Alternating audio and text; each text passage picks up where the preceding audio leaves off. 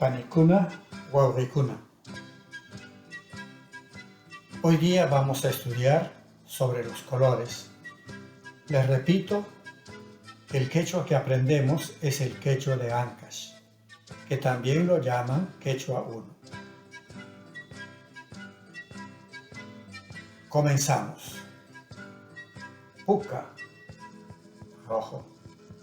Jarwa, amarillo. Hay que tener bastante cuidado con este sonido postvelar, ja, jarwa. Tsehia, verde. Repito, tsehia, verde. Yana, negro. Yuraj, blanco. Otra vez repito los colores.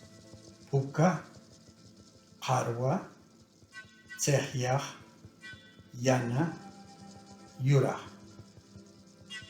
Ahora, combinando estos colores con sustantivos.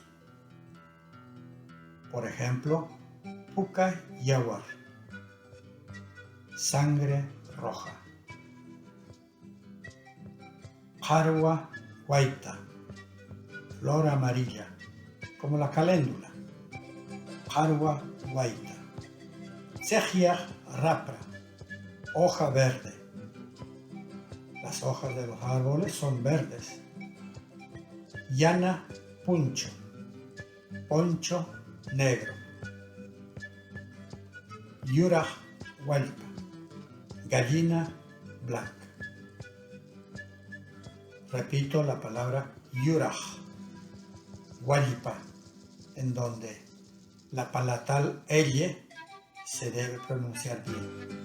Yuraj hualpa, gallina blanca.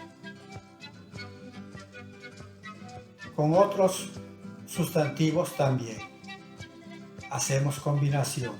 Por ejemplo, poncho blanco, yuraj puncho.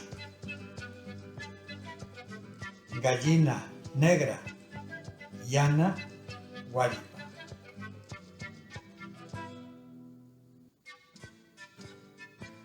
Flor roja, puka guaita.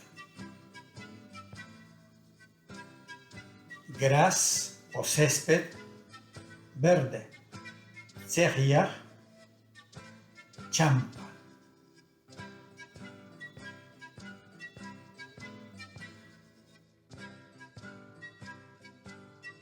Kananga, kayatan. Kamkuna kayarchi.